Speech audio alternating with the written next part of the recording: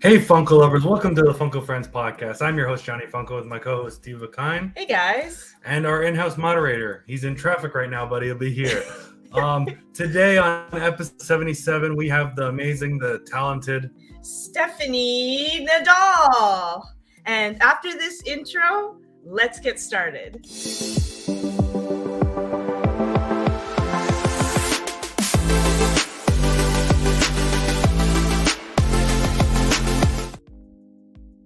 Hello there. Hello, Funko friends. And this is going to look. How's it going? It's going great. Good start to the week. Yep. So we're gonna say hi to a few people in the chat. Oh, yes. Hello, Okay, cat let's people. So yeah, we got Funko PDX. We got Bees Poppin', the real OG Bees Poppin'. We got Kenneth Redfield. We got Porcelain Princess, AKTG. Thank you again for coming in, Porcelain. We got Simon, who's driving here. Be careful on the road. Simon We said. got Eddie Goolsby. There we go. Hopefully I said it right. We got Contaveus Moss. And we got John Kavanaugh. We got Dad in the chat. Yep. So yeah, thank you guys for joining us today. Usually we're doing things on Saturday, but today it's a Monday podcast. Yep. Monday. Yeah. What a fun day. Today's a fun day for sure. We're going to do Sunday to Monday, Sunday, at least for today. Right? Yeah. Absolutely. So Yes, let's get yes, into these. yes. So let's get into these questions. So, what inspired you to start working towards a career in voice acting? Well, it's a funny story. I as a child, I always gravitated to music and voices, cartoon voices, character voice. It was just a natural thing for my ear to be attracted to those sounds and to have a need to mimic them and play around with my own voice. My earliest memories, I remember singing, dancing, laughing, engaging in any kind of behavior that would be indicative of a child that wants to go into show business. Right. I joke around that I was dancing before I could walk and singing before I could talk, and I was absolutely doing that. Whether my relatives, family, whomever I was performing for, even on the merry-go-round at recess, as young as I think 5, I was performing for my friends and teachers and whoever would allow me to attempt to entertain them. So I knew, though, at a young age, very young age, I was going to be, hopefully, a singer, a successful professional singer. And that was my main goal. Acting and dancing, costuming, and other elements of theater and things like that came along later. But I always participated in anything and everything that I could that involved singing, dancing, or acting my entire life, all through school, community theater, majored in dramatic arts in college, but instantly joined my own professional band at 18. And here in Texas, and then got an audition that led to a touring show band. So next thing you know, I'm on the road performing with a 9-piece show band with 3 girl singers. We did costumes, comedy, improv, live music, traveled all over the United States and parts of Europe. So the voice acting came through the auditioning process and from meeting people in the industry, recording on live, not live, recording in the studio on albums with various bands.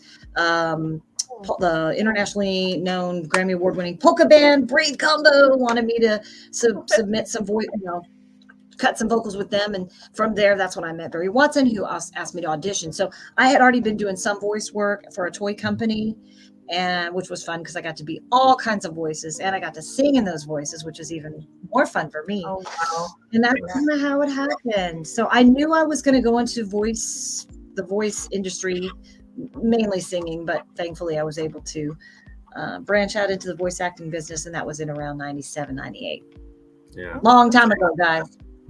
Yeah, it's crazy. One of my friends that are that like our channel, he showed us a picture of you guys in your band with the signatures and everything. Oh, And he's seen you guys Oh, 4 times, and I was like, wow. Vince Vance. Yes, Vince Vance and the Valiants, featuring the vivacious vixens of rock and roll, Venus, Violet, and Victoria.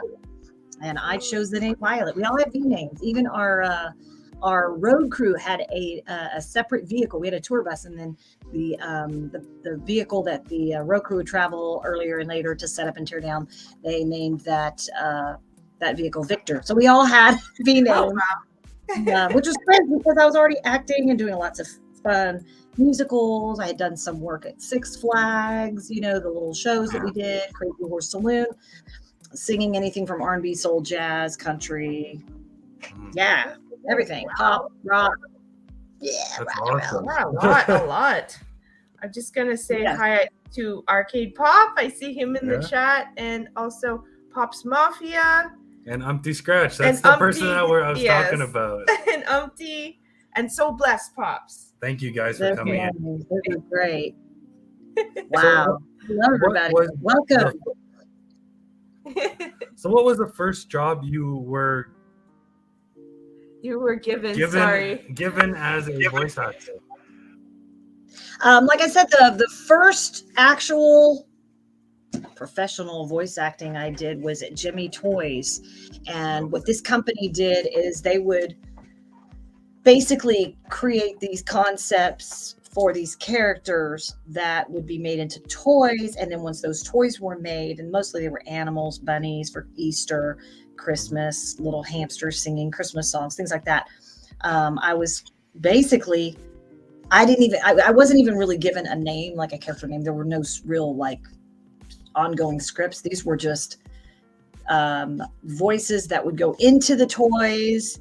They would have music playing, and they would dance around. You know, you'd see these at whether it's Target, Spencer's Gifts, things like that, where you push the little button or you poke their tummy and they make noise. So that was my first real voice acting job, and those would just be rapid fire. We would go from Halloween ghost sounds to little kids running and screaming, being scared, you know, being excited about Halloween, you know, a bunny hopping around, singing an Easter song, you know, and it was great because I was able to not just utilize the voice, you know, be utilized for the voices, but also to sing in those voices, which was a super challenging, but I was all aboard and ready for it, thankfully. So that was just kind of hit or miss work. And then from there, I got a job working as Helen the Hen for a short period of time.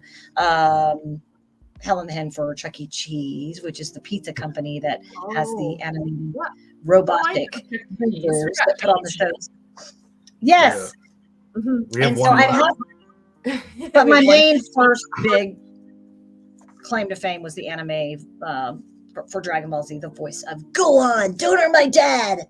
So good. That came in late 1998, and we started recording in January of 1999. Long ago. Not that long ago. So From how there, other auditions, you know, took place, and I was eventually cast as Isekai. Oh my! For Dragon Ball Z, and Goku for Dragon Ball.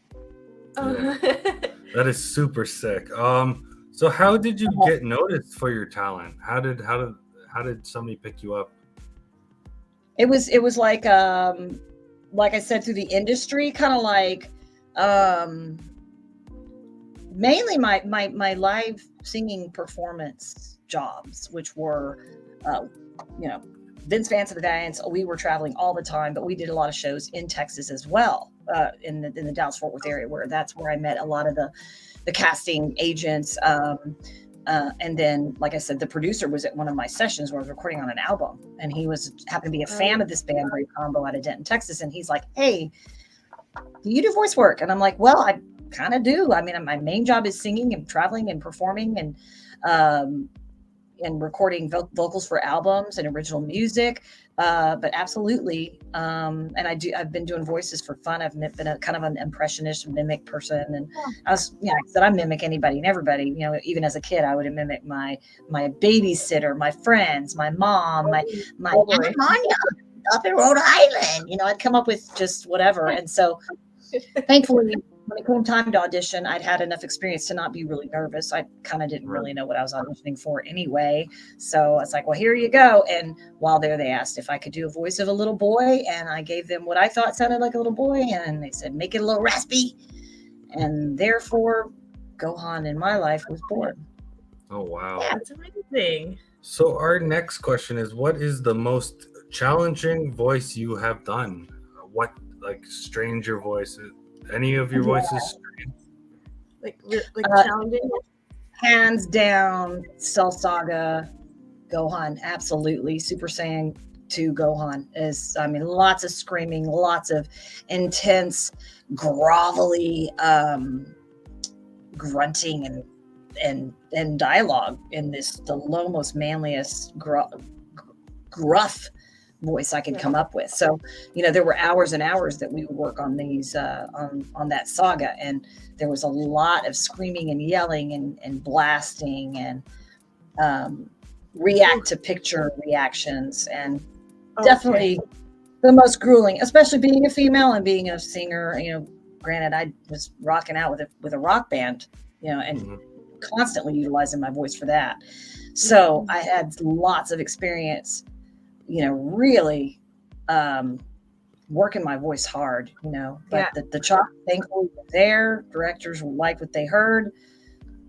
To this day, I'm very grateful to have been cast in such a prolific, outrageously popular anime that seems to just be, it's not going away. Not that I wanted it to ever, but, you know, like any other role in my life, you do your work and then you finish your work, and then it seems to kind of be over unless there's another show or another video game that's put out, and at that point, you know, we get called in to come in and record for that too. Right. So but I was singing and trying the whole time in between all of those sessions. Right. Staying busy. You ever get does any of your fans get surprised when they see you as a girl, as a woman, playing a boy's voice? It's happened. Not so much now. Early on, when I was first voicing, the shows were airing on Cartoon Network, on Toonami. The appearances that we were making back then, early on, I would have to prove it. Basically, there were, you know, mostly young boys, you know, anywhere from age 4 to 15 or so back then, and they just were like, "But you're a girl. How can you possibly be the voice of Gohan?" You know, because they heard it on the TV, and then, you know, sometimes the episodes would be playing in, say, the Comic-Con booth, you know, near me, and they would hear the voice, and then I'd have to prove it. So a lot of times I'd be doing the voice all weekend, and by the end of the weekend, I'd be like, "Oh, I'm so straight. I've been having to prove that I'm the voice of Gohan all weekend long," you know. But happy to do so. You know, the fans still really enjoy hearing the voice even to this day. It's pretty cute. And a lot of the fans that grew up watching Dragon Ball Z are now watching it with their spouses, their cousins, their kids, and, you know, you can stream it, I guess, about any time. So it's there. Absolutely. Once you record it, it's there, right? Yeah. Live on. Back in the day, right before you could stream it, you were watching it. Yeah, I was watching every Saturday morning or something. Yeah. Oh yeah. It's been around a long time. I know, and you know, go ahead. Go ahead.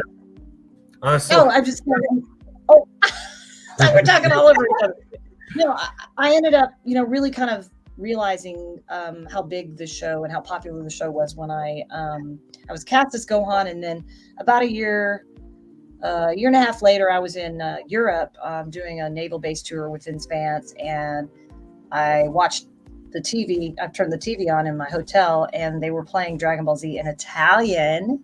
Oh, wow. And I was like, wow, this is a much bigger deal than I realized. These dubs, you know, from the Japanese original. And then at the souvenir shops out and about in Italy, I saw a lot of Dragon Ball Z merchandise and, you know, T-shirts and stuff. So that's kind of my first glimpse at, like, wow, this is not just a local thing. This is not just USA. This is multiple countries.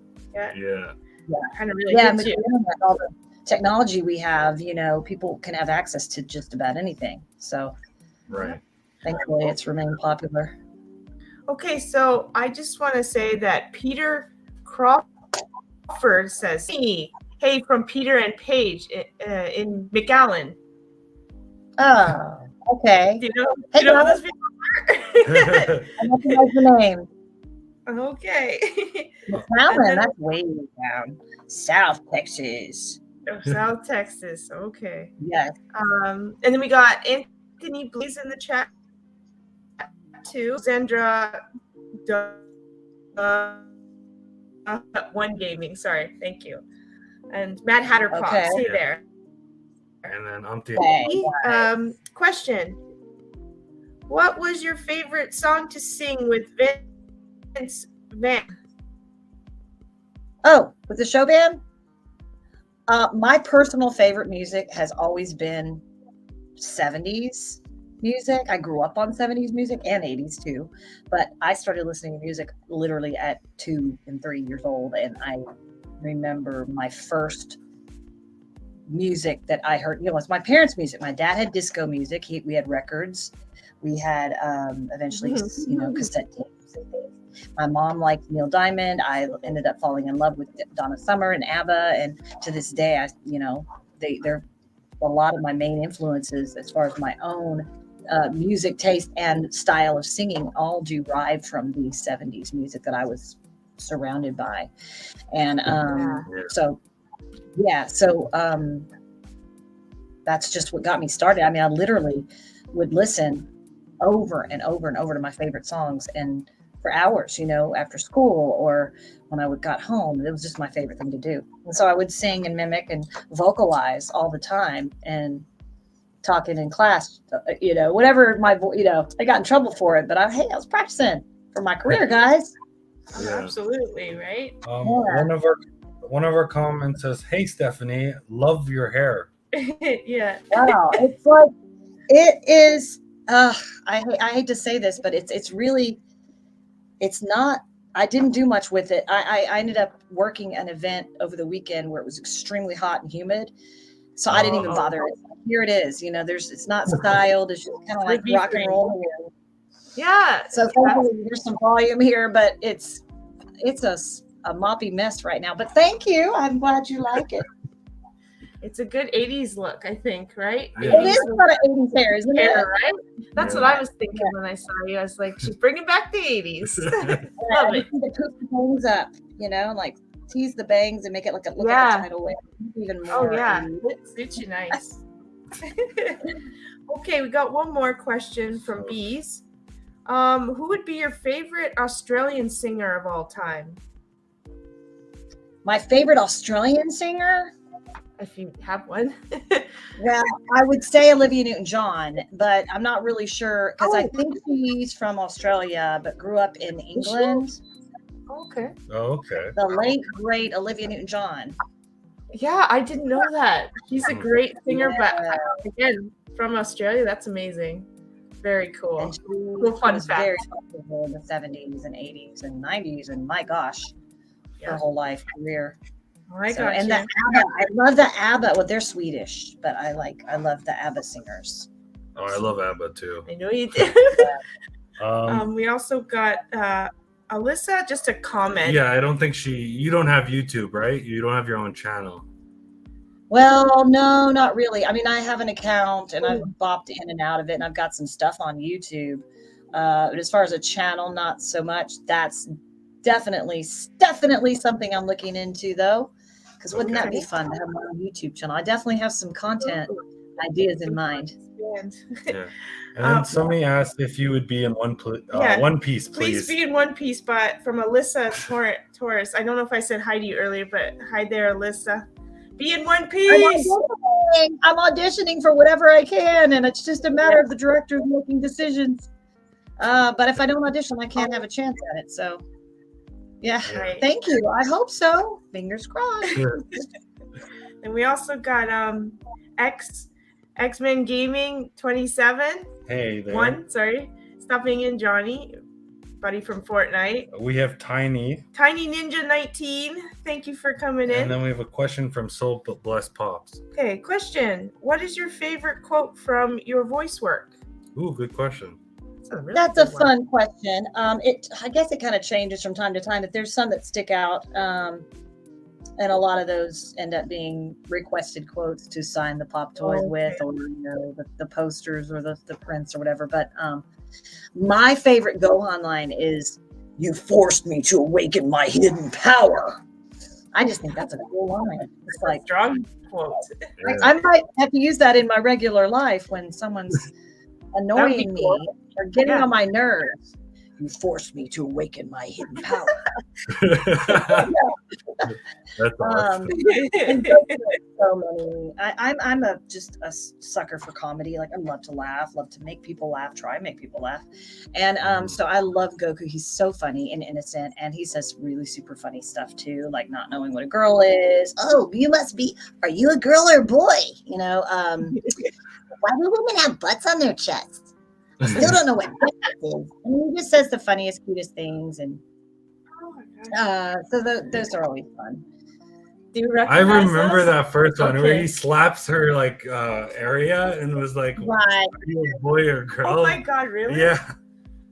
He was doing that with a lot of different characters. It was ridiculous, and Yeah. no, I don't know how they got away with that.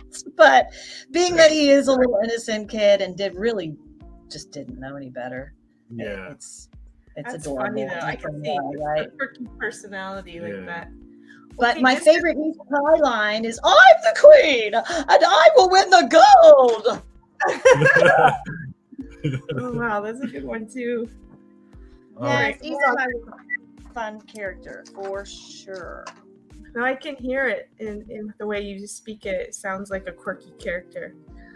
But okay, so Heath Miller, just a nice comment for you, Stephanie. So Stephanie's amazing. She has helped and encouraged me during my voiceover career and still continue to do so. Absolutely. Nice Hi, comment. Nate. I'm going to make it a before too long. We're working on it. Okay. Anything I can do. Want more question from Alyssa? Yeah, go ahead. Okay. Any sneak peeks on your future projects in terms of VA and character, Stephanie? Sneak peeks? Not really. Not anything I can really speak of per se. I am working on a project with someone who's up and coming in the industry, and I don't think we've really officially announced anything. Well, I guess we have, because there's still on YouTube, Taki Maki. That's kind of an ongoing project. I do radio ads for Salem Communications, which is a huge radio company all over. There's syndicated stations. There's just talk radio, Christian radio. So I've been doing a lot of that off and on. Some people might recognize my voice just playing on the ads. And I'm doing a lot of traveling this year. I'm doing a lot of pop culture Comic-Cons, comic book store signings, Streamily coming up. That's a new one for me. I'll be posting all of this on my website, stephanienadolny.com. I'm going to be expanding a lot of my brand. I'm working with a lot of different artists on original artwork for my merchandise table to bring along with me. And I'm starting to do some coaching. Actually, I'm coaching some young voice actor people that want to pursue this as a career.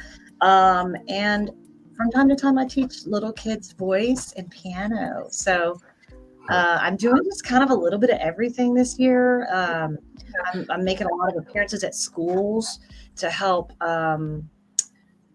This most recent one I did was for creative arts in general, like encouraging young kids in high school to pursue this expression through creative arts, writing, poetry.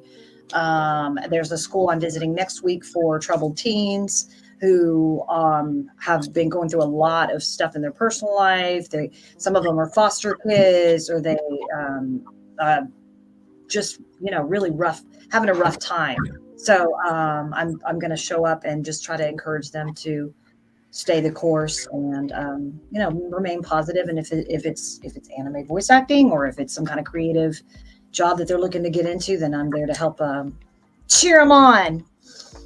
That's very inspiring, Stephanie. Like you're just doing everything. I wasn't expecting everything you just said. You're a busy bee, honestly.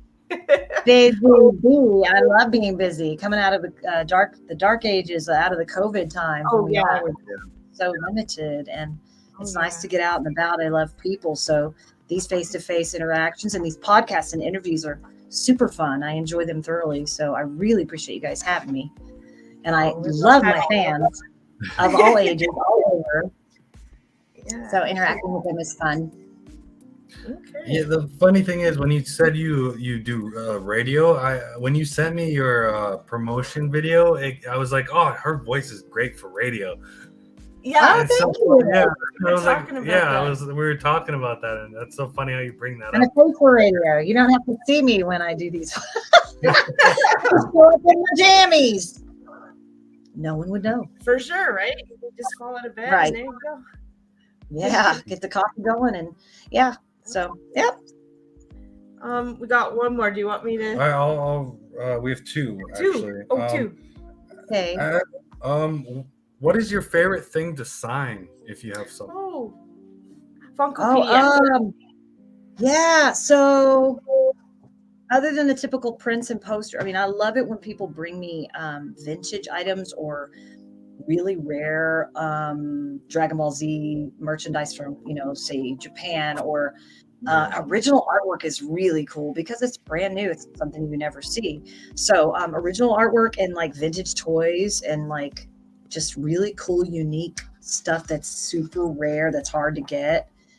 I always find that to be super cool. And I sometimes have to take photos or video of some of these cool things people sign.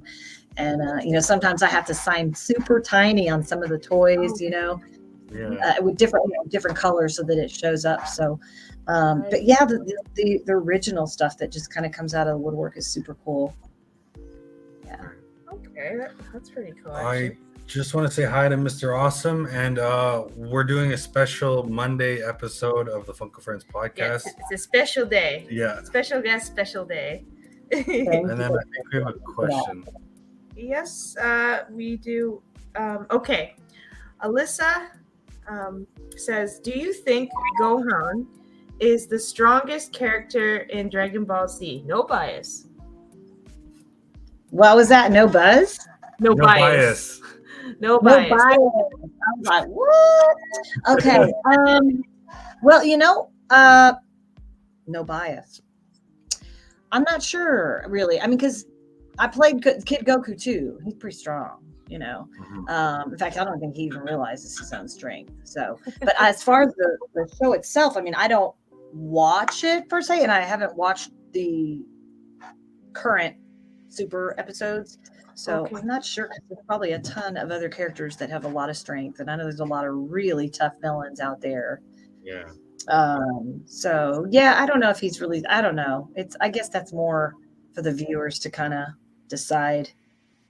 So, well said. Go on with the bad self. Go on. So we're gonna take one more question from the chat, and then we're gonna go back to our questions. Yep. So the last question is: do you watch any other animes? Do you watch anime? I don't per se, but I do watch clips and snippets of anime, and if I had more time, I would. So I watch. Yeah, and I watch what people send me. It's like, hey, what do you think about this? Or I get voiced references from different animes for auditions, and that's when I kind of get immersed in it a little bit. And if I happen to watch one or hear something with actors that I know, I can kind of determine, I think I know who the voice is on that one. Right. Just from kind of growing up from this small company here.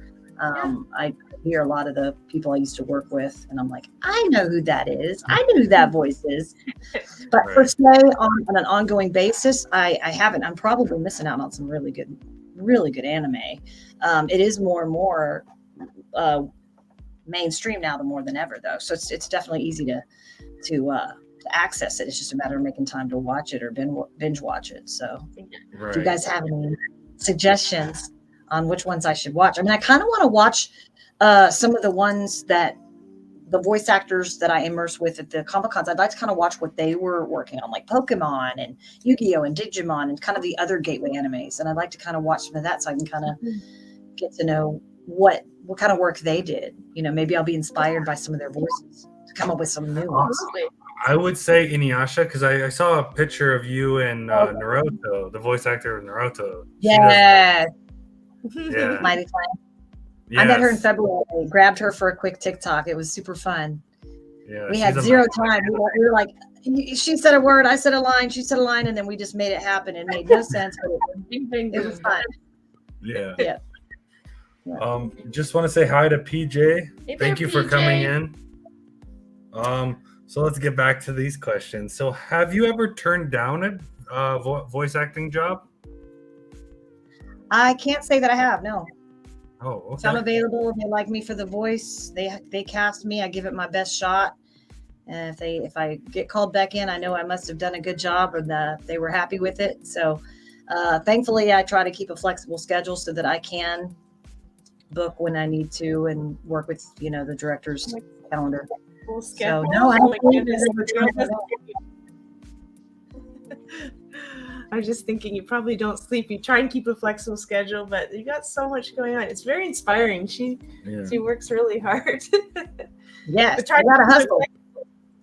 You gotta work hard, and you gotta stay persistent. And you know, this is a lifelong deal. It's a lifelong journey. You know, I was working hard at this career when I was very young, and paying close attention to what I was listening to and hearing, and you know, vocal styles, techniques, impressions, mimic, improv, comedy, just anything and everything that I could grasp that could contribute to my own work or make my own contribution be more creative or something more from myself.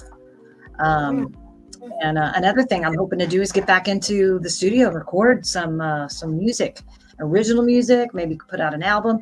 I did an album back in the 90s that was shelved, and I'm looking to get that on the internet. That's on my goals of things to do here in the next month, is to get that up so the listeners can have a listen to that. It's original music. It's pretty cool stuff. That would be cool. And I like it. Yeah. Okay, sweetie. So you're teaching young kids for not young, but voice acting, right? Correct? Most of them are young. Yes, they're mostly starting out, or you know, wanting to learn how to get into this profession. And so I can, you know, I'm definitely available, you know, to possibly coach or at least consult with some of these people from anywhere, all over, who want to get just my perspective, maybe, you know, my experience, and can help them, you know, help them, point them in the right direction, or definitely give them at least some startup ideas and some websites and workshops and things like that to consult, to start really immersing themselves in it, to see where they want to go with it and what type of job they're looking to do, whether it's a hobby or it's on the side or it's something they want to do full time or whatever it is, you know, and how to put that, you know, where to go, resources and things like that to help put together a plan, get a demo reel or whatever it is. You know, I just kind of like find out where they're at and then see what I can do to help. Right. Yeah. So, so the question we have for you is, what's one tip that you would give somebody that wants to get into the voice acting industry?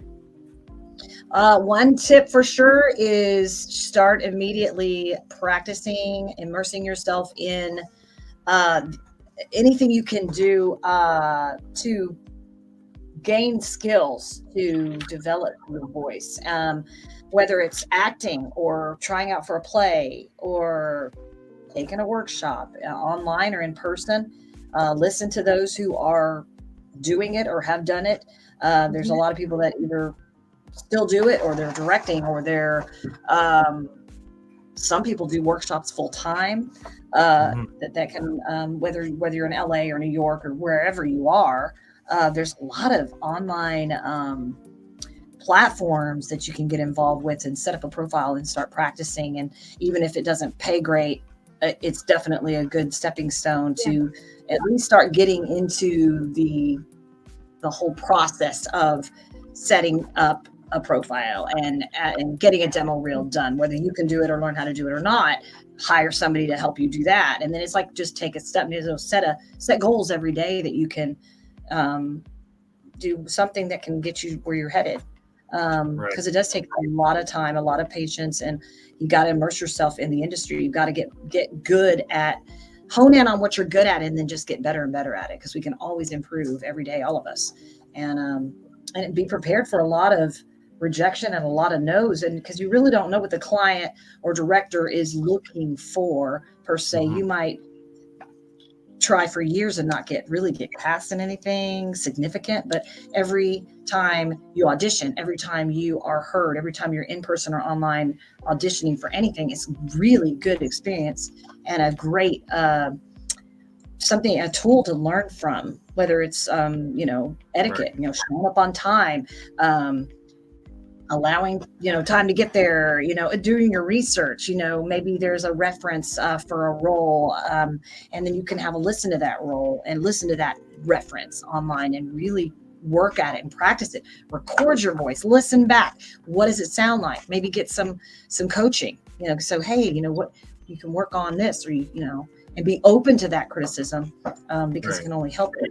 And I know I learned a lot from not getting cast. I learned a lot of, staying humble, and you can be replaced at any time. You could lose your job at any time in any profession. So, always give it 100%, get lazy, just anything and everything that you do, and immersing yourself in the industry is great. There's agents that you can submit your information to. You can get involved in like I said, in a play. Try to show up at casting calls. Maybe there's people looking for extras for a film, or it's like a lot of this stuff might not be paid, but going there and showing up and doing it and being on set or whatever is great experience. And you'll get to know people who are doing the same thing as you, who may or may not be ahead of the game or not. And if so, well, then talk to them, ask them questions. And I guess that's more than one tip. I just kind of went on and on there. Well said. Well, that's great. Covered everything. Yeah, that was great. And it sounds relatable because with the podcast, I have to go and talk to a whole bunch of people to get them on my show. Half the people will say no, but I'll get a few people to say yes. Yeah. So I get where you're going, really and I find different ways to contact them. I'll go in their live, or I'll find different. Yeah. And I'm linger around. Maybe they'll notice. Maybe they'll bite. It's like, come on. Yeah. So I completely understand. Yeah. That's with the patience and persistence, and constantly working on being better at whatever it is you're doing every day, and not comparing yourself to other people, and really, really challenging yourself and just trying to get better every day. So you got to be motivated. You got to work for it. You got to take a lot of jobs you don't want. I was waiting tables. I was, anything and everything I could do to pay the bills while I was working on building my career, and thankfully I got that job young, and I was traveling, I was working hard, but I didn't let that stop me. When I was off work at home in between tours, I was applying for work and working anything from retail to marketing, promotion, brand ambassador. You get out what you put into it. So, I didn't let myself become stagnant. And then if you did, you learn from that too. And it's like, hey, I don't like this feeling. I want to be productive. I want to be challenged. I want to be utilized. Well, then you just have to keep at it and don't give up. That's really what you want to do. You can't give up. Yeah, I completely understand that. That's great. Don't let those haters bring you down either, because they're out there everywhere in every field. Just stay positive. Yeah, sure. We completely understand that. When we first started, we got a lot of haters said, "Oh, we're not going to hit these high subscribers, and you're not going to get good guests and other things like that." And I'm like, I'm going to prove you wrong. Right. That's the mentality that I always want to push forward. Well, let that be a fire that makes you want to do exactly that.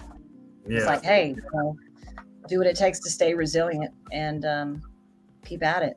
You'll rise. You'll keep rising. Yeah. I just want to say hi to a couple people in the chat. Yeah, just, you can say just hi. Yep. We got Eddie Goolsby, I think, and we got Gino Fines. We got Baby Ice, and we got two boys and their scary pops, Eric. Welcome, guys. Welcome. Good to see you guys. We are not annoying your questions. We just we have a lot to get through. We got a lot to get through, and we have a time crunch. Maybe at the end we'll have a little time to answer you guys' questions, but right now we have to get back into our questions. Okay. So, do you have a dream voiceover job that you want? Yeah. Oh, absolutely. I mean, as I was growing up, I always wanted to be a recording artist and a pop star. I wanted to do all of that stuff. So I think a dream role for me personally would be like a Disney princess of some kind. Maybe not a princess, but like a character that sings and does the voice. Like Jodie Benson. Yeah, so that I would be able to utilize my singing in the role. I really love that's my first love.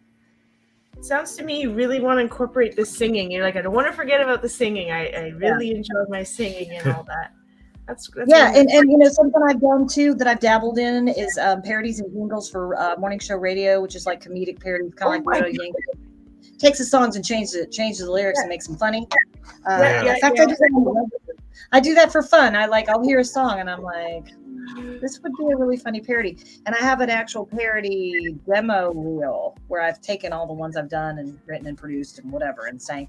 And that makes it even funnier if you can mimic the original artist and sound like that original. It makes it funnier, whether it's Pink or Spears. I do Broccoli Spears, and there's some other ones I wrote about Christmas and Halloween and just I don't know. I did one for Thanksgiving, a turkey like this instead of a moment like this, but Kelly Clarkson. It's like these were done a long time ago, but it makes them funnier if you can mimic the original artist. It just makes it funnier. So I'd like to do more of that because it's very creative because that involves writing and coming up with lyrics that rhyme with the original lyrics, and then it'd be even better to write my own music too. So, writing my own original material would be something I'd like to get into. What I have written has mostly been novelty songs, for children, which is great. I love children. So, that's, I'd like to do more of that. So it's just a matter of just doing it, sitting down or setting it goal, putting it on the calendar and making it happen. Absolutely. That is cool though. Do your voices take time to develop, or do they come naturally? It depends. Most of the ones that I feel I do well have been ones I've been working on for many years. Otherwise, it's just a matter of auditioning. Because you can audition for, say, a role or a show, and the actual character you're auditioning for might not be what you get cast as, but it'll show some of your range, and the director or the client might hear something in your voice that sounds more appropriate for another character. So it depends. Like I said, the East Kai thing happened by chance. I was already at work. We had some time left. The directors were trying to make a decision on who was going to play this role. Not a big prominent role, but a role that was in, significant enough to be in about 6 or 7 episodes. So I gave them what I thought East Kai would sound like once they showed me a picture of her. So I got that role unexpectedly because it was just so over the top. And so it can happen. It can envelop in it in whichever way. Like you might already be working on a project, or somebody may say, hey, if you're looking for somebody to do this kind of voice, I know somebody who might be able to help you out. And then, you can kind of refer each other in the industry.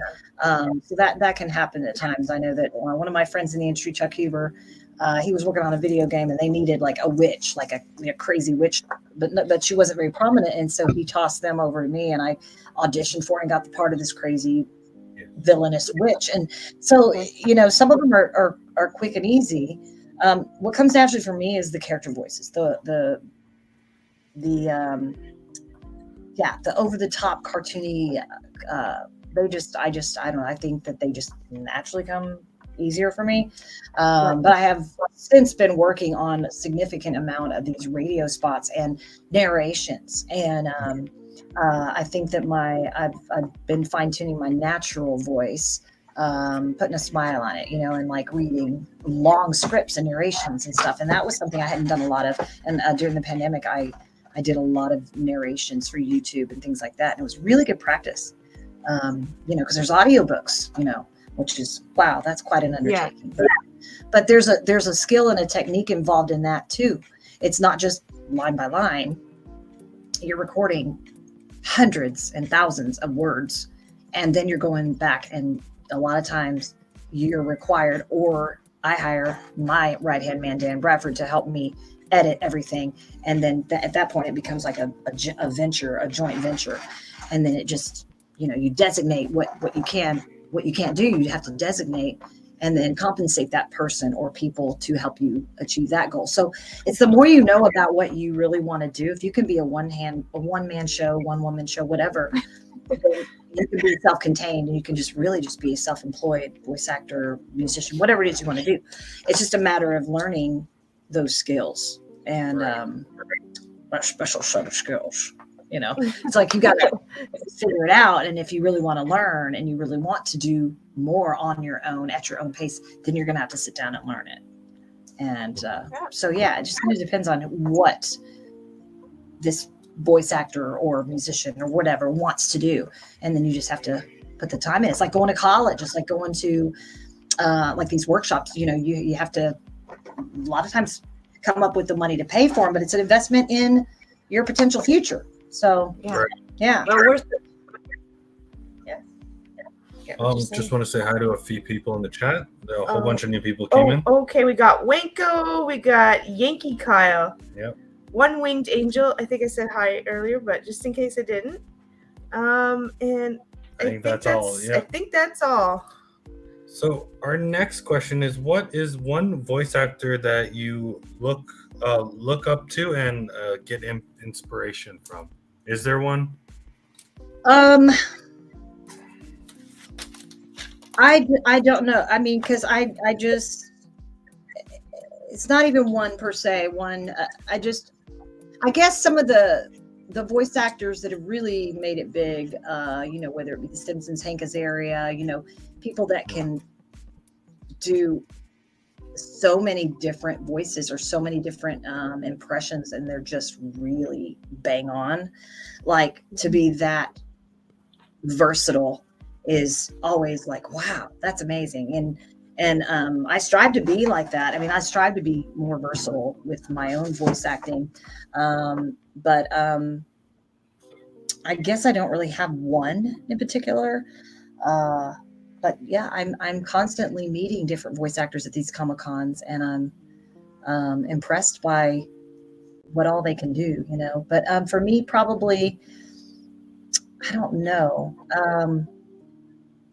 There's a lot of voice actors that can do that kind of stuff that are working on some of the shows I would like to work on personally, like the comedic ones, like Robot Chicken. Like, I'd really like to be involved in something like that, where you're doing sketches and you're doing shorts and you're constantly changing to sound completely different and completely unique. So if I was ever to hopefully get an audition like that, I would so love that. And even if I could get involved with somebody like on a project where we're working on it together, and it's like we're coming up with the material and then voicing it, that'd be really, really fun to do that. So I'm always looking out for a potential person or team of people who would like to do something like that, because that would be really cool. Yeah. Speaking about South Park, I've seen a couple of videos about them in the studio, and they're laughing away. They can't say their lines sometimes because it's so funny. I think that's hilarious. So yeah. Right. I mean, it's just something I've always aspired to do, especially if it's comedic and silly and insanely funny and absurd. Because I think more than ever, we are living in some really crazy, serious times where, there's just challenges everywhere, whatever it is, it seems like there's a lot of division all over the world. And so I think anytime you can contribute to this entertainment to make people laugh or entertain people with some really good comedy or really good music, with amazing vocals. And I think that that's just naturally something I've always wanted to do because, it can get you through tough times that you don't really think that you can possibly get through. And I hear a lot of these stories from, fans at the Comic Cons and, the feedback of how Dragon Ball Z or a certain arc or a certain villain or a certain character really helped them get through being bullied at school or getting through the death of a loved one or death of a pet or whatever it is that you're going through. If you're suicidal or, life's hard, it's beautiful. It's a great gift, but life is hard and we all go through something and we're all struggling. So that's why I think it's just natural for me to want to like comfort and entertain people just because there's just so much, just dark things that can happen. Yeah. Yeah. And it's different for everybody. So chill out and watch some comedy and laugh. It's laughter the best medicine. I always agreed with that statement. For sure. I belly laugh. Just belly laugh. Even if you're belly laugh, yes. Desperate. Find something that makes you, laugh it off and not take things so seriously. Right. Absolutely. We just want to say hi to Quick Draw. Yes, hi, we Quick didn't Draw. forget you. Lots of love to you. Don't worry. Lots of love. Lots of love. So we're gonna move out of voice and go into singing. Yeah. Okay. So we've noticed that you play multiple instruments. Which instruments do you play, and which one is your favorite to play? I would have to say piano. That's where it all started for me. As a kid, we had a piano, thankfully, and I did play the piano before I was ever given any lessons. And there was just a natural attraction to the piano, being that I was a singer and wanted to be a singer. Therefore, that would be a nice accompaniment to singing. And so I did play by ear for a while, and then I did take lessons for about 6 years. And I got involved in a lot of piano competitions and singing competitions. I was involved in a lot of choirs. And anytime there was an audition, I was there. And had to get over some stage fright, believe it or not. At 10 or 11 years old, I had such really bad stage fright. Performing in front of crowds, auditions. And it was just a rough thing. Moving around, being a new kid a lot was also a big part of that. I just had to, overcome that self-esteem issue to where I felt like I could be confident enough to really do my best and really, really do well. And that was going to just simply have to happen for the career I wanted. I was going to have to just get right over that. And thankfully I did get a professional singing job at a very young age and was able to jump right on the road with a bunch of amazing, experienced, seasoned professionals that I could learn from by sharing the stage with them every night, all over the United States. So that's a great way to learn, is to look around you and get involved in a production or a show band or some kind of team of castmates that are amazingly talented, and you can just watch and learn visually from them, Okay. So yeah. So what is an instrument that you are interested in learning, if there's any? Yeah. Well, aside from some tambourine, a little light percussion with the band that I, was in and out of in Vance. And then of course there were a lot of show bands around here. We played at clubs, private parties, conventions, trade shows, festivals, fairs. Aside from tambourine, I'm wanting to get back into piano, but really learning how to accompany myself better than just learning, pieces for recitals and things like I had done as a kid. So back into piano, being that's the instrument I kind of learned how to play on anyway, and that's one that I gravitate towards because I'm just visually that's what I see when I think of music as a piano and what it would sound like and what the chords would look like. So I'm actually back in piano lessons with Dan Bradford, my bass player, who is extraordinarily talented and helpful. We work together. We're business partners, and so it works out great. We have some amazing instruments and keyboards at the house. So on our free time, when in between all of this crazy stuff going on, it's nice to just focus on that. And if you don't practice, you're going to forget. So it's a matter of making it self-discipline, getting yourself to say, hey, I'm going to have a lesson on this night, or I'm going to have a lesson here. So I'm back with the piano, but I've always gravitated towards that percussive stuff. So I'm not opposed to taking, not necessarily drums, full on drums, but like percussion. I think that I would really benefit from that. Cause there's just something about that percussion. It just grabs Something my about ears. it. Yeah. Okay. And then having taught beginner piano, it just makes sense for me to go back to the piano and gosh, so much to learn, so much. Yeah. So, And you get to jam with your buds. So that's what we had a kind of relating to that. So in another interview, we noticed that you brought up practicing the piano. We were wondering how far along have you learned? Like, are you pretty comfortable now? Like, really comfortable? Not necessarily playing like. I'm not ready to do my own gigs. I'm not ready to play in a band like for the whole set or the whole night. Absolutely not. But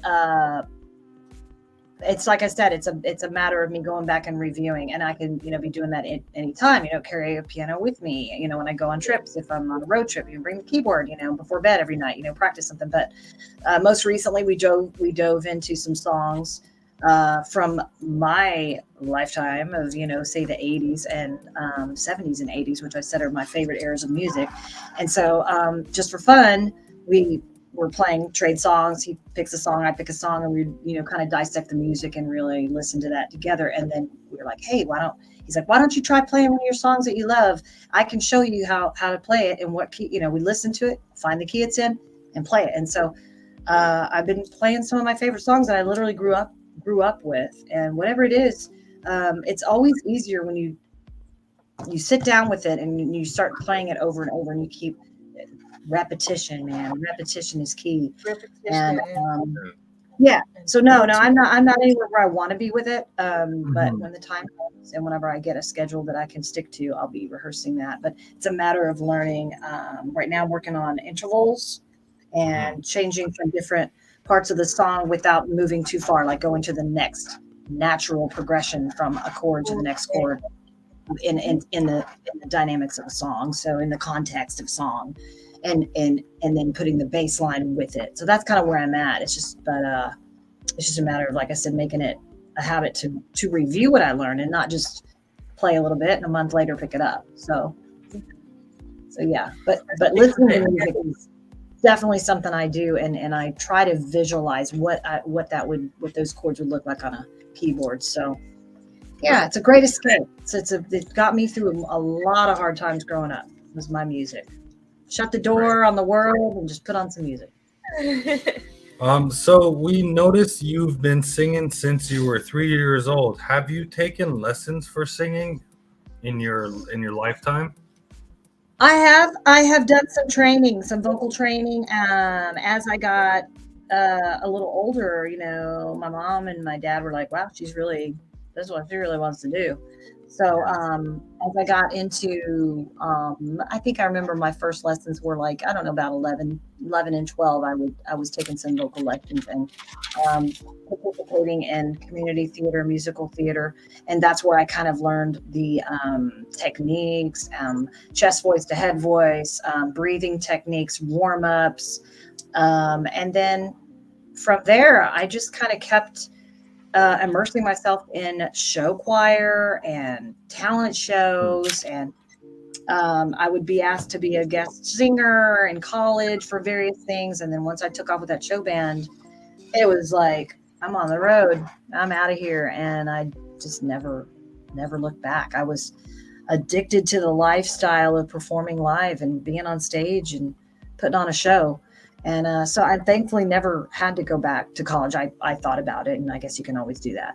But I ended up just doing it full time. So. Awesome. So we're gonna jump into trivia now. So the trivia is gonna be half Grease and half Wizard of Oz. Oh, but two of my favorite movies. I'm excited for this. Yep. Okay, so we'll start with the first question. We'll start with Grease. Okay, so put your thinking cap on. Where does Danny take Sandy on a date? Oh, the exact. Well, I mean, I guess he took her on several dates, but he took her to the drive-through movie. Perfect. That's right. Yep. I remember. Yeah, he was putting the moves on, and she was like, "I'm a good girl." Yeah. Because I said that too. Like, you took her on so many dates. Which one? That's one that stands out. And of course. The ponytail and the poodle skirt on, and absolutely. Okay, what is the title of Rizzo's solo song? There are worse things I could do than go with a boy or two. So there are worse things.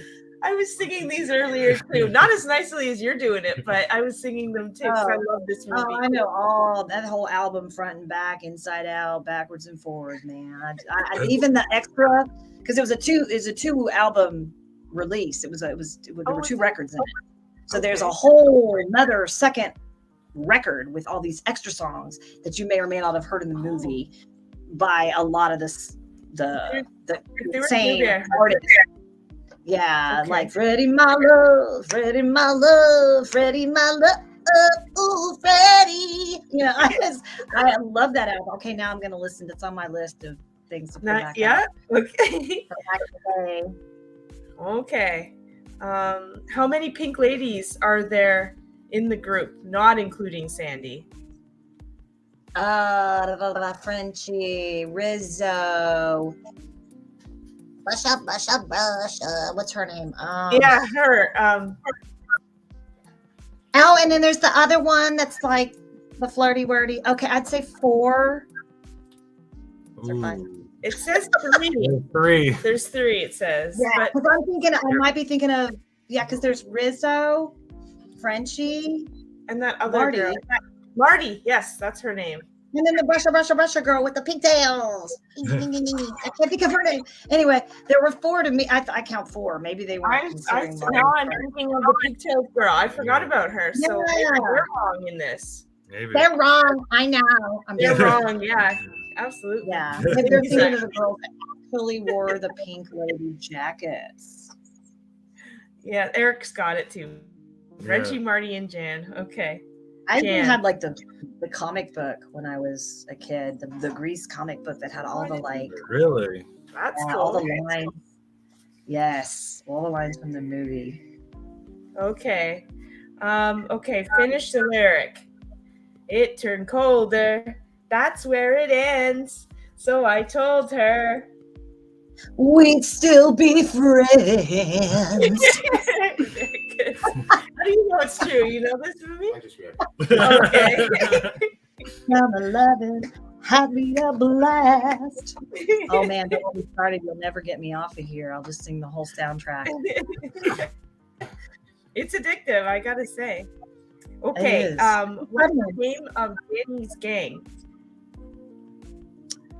Danny's gang? Oh, all the guys. What's on the back of their leather jackets? Yeah, it's the T-Birds. Yeah, it's the T-Birds. It's been a while since I've seen it. I just I got in trouble singing that song Grease Lightning when I was a little girl. I was running around singing that.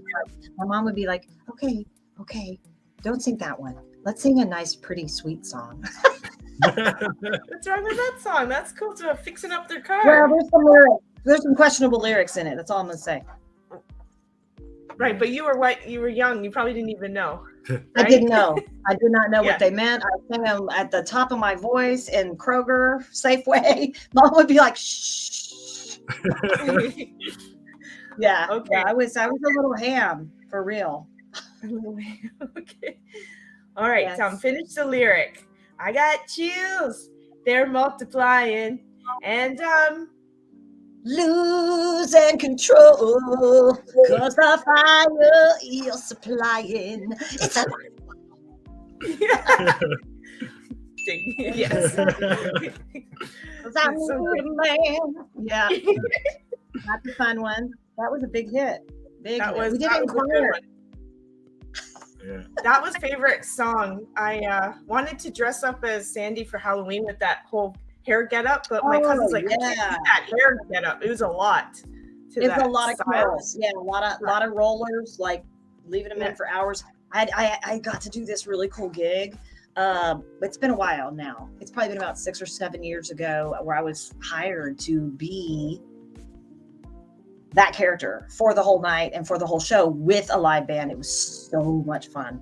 So head to toe, I had the black bodysuit and the curly hair, and we sang songs from the show, and I mean it was so much fun. It was like a specific event where that's what they wanted, and so they're like, hey, we got to call Stephanie. She knows that show frontwards and backwards. Let's put her in that role. It was so much fun. You could pull off a good Sandy. You look like you got the face and you could do your hair all cool like that. I think you could do it. Yes. That would be something to see. Okay, one more of the singing. Thank God. Okay, finish the lyric. Look at me, I'm Sandra D. Lousy with virginity. Won't go to bed till I'm legally wed. I can't. I'm Sandra D. Very good. She's really good at. You do Love know that your songs. Yeah. Oh yeah, Okay. yeah. Very Memorize. well done. Yes. Gotta Okay. memorize lyrics when you're a singer. Yeah. That's gonna be a problem if you're constantly Absolutely. doing lyrics. And you can't do that. You gotta do it without looking, Well, right? it's always better if you've got it in your brain and you can go out and just really give it all rather than being tied to a lyric book, for sure. Absolutely. Okay, what's the name of the local malt shop? Oh, the malt shop they all go to? Yeah, they all hang out at. Yeah, with the jukebox and the shakes and Why am I thinking? What's the logo on the outside? Do you remember the funny logo guy? He's a big something or other, like the on top of the malt shop. It's like a big. Yeah. It's escaping me. It's been a while since I've seen it. It's a snowman. The Tasty Freeze. No. Right? No, it's No. Frosty's Palace. Frosty's Palace. Yeah. The Tasty Freeze.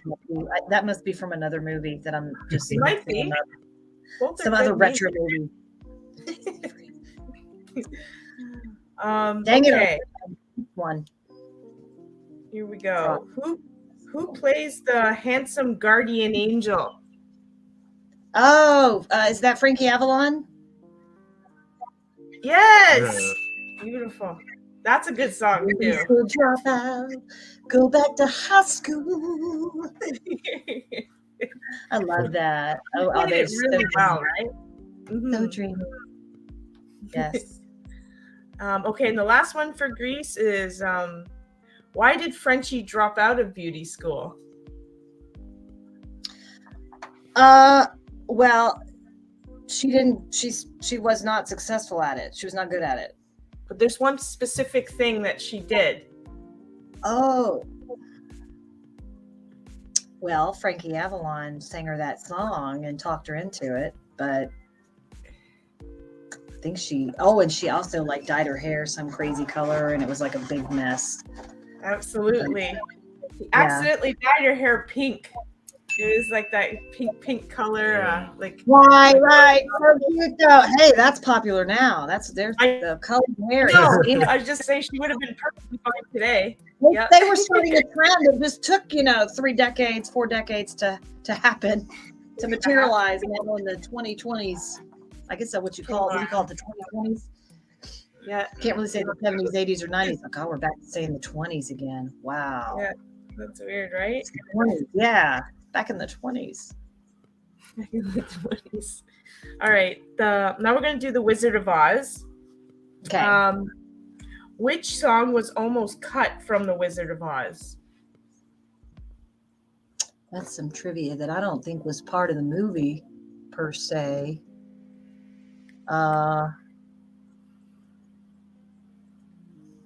It definitely wasn't Somewhere Over the Rainbow.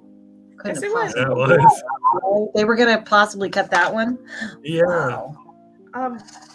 We That's looked a it up, big... and the director. Yeah, the director thought that song was too sad. Yeah. So he's like, I think I might. Isn't that sad? Happy.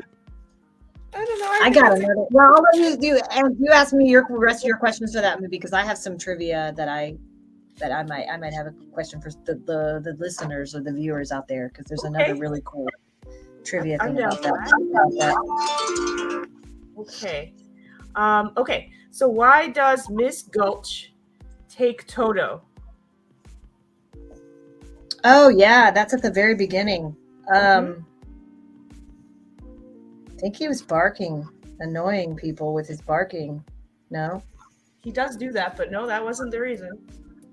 Yeah, because I remember she scoops him up and puts him in that little basket on her bike and wheels him away. I don't remember that, because that's at the beginning, right? Yeah. Something about the chicken. Baby Ice got it. He bit her. Apparently he bit her. Yeah. I don't remember that. I don't remember seeing. That's right. You do remember? Yeah, he's not evil. He may have just snipped at you, and she was determined that to take him away. Yeah, that was sad. Good job. She became the big bad. She became the Wicked Witch. Same actress. Yeah, in the movie. Yeah, I noticed that afterwards. Okay, what are the names of the farmhands? You still here? Okay. I had nightmares about her when I was little. Oh, I was scared. I can see. That witch. Oh, yeah, for sure. The flying monkeys. What the heck? That was crazy scary. Okay. This is the witch. Okay. What are the names of the farm?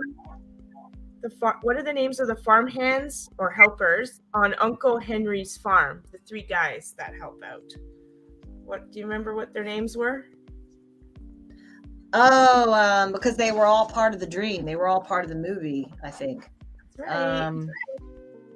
But do you remember their names? Well, I know there's Annie M.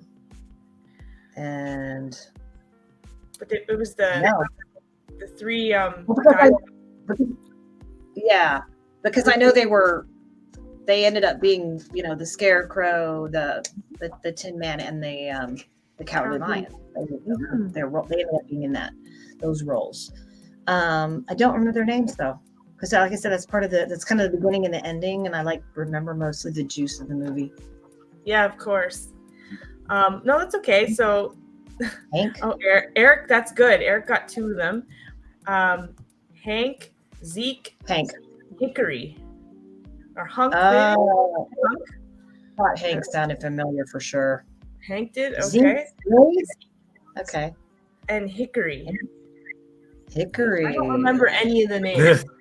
I don't either. They might not have been mentioned very much. You know what I mean? That was a tough one.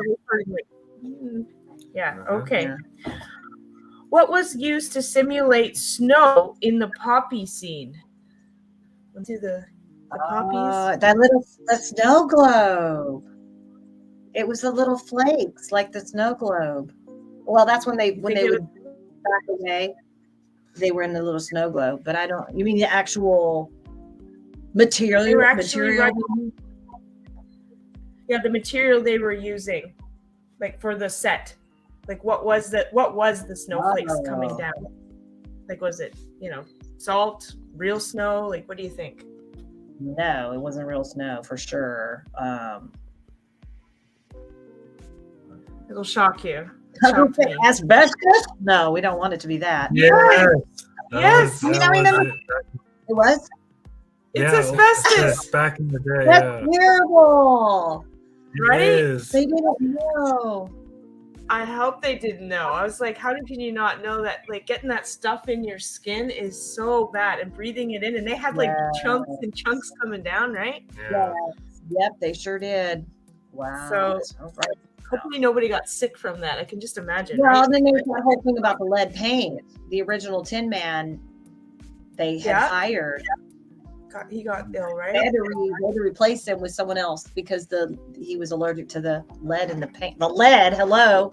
Yeah, anybody would be Buddy a Epson. Yeah, reaction. Buddy Epson was the original, who was famously known for his role in the Beverly Hillbillies. Oh, Buddy okay. Epson. Yeah. I didn't know that. Okay. There's some Yeah. pretty dark stuff about the Wizard of Oz, so the next one might surprise you too. How much did the Munchkins earn weekly when filming the movie? Oh, it was probably next to nothing, I would think. Yeah. You gonna give her? By the week or by the month? By the scene? By the what? It says earn weekly. It says earn weekly here. $130. Not bad, but it was $50. Oh wow. But the thing that weirded me out is I read into it a little further, and Toto, the dog, made $125 weekly. So the dog, right? The dog is making the more. dog more than the Munchkins. Yeah. More than the Munchkins. I mean, the dog should make money. He's cute. He's doing his part, but over Absolutely, right? But did they use twin dogs? Oh, they did.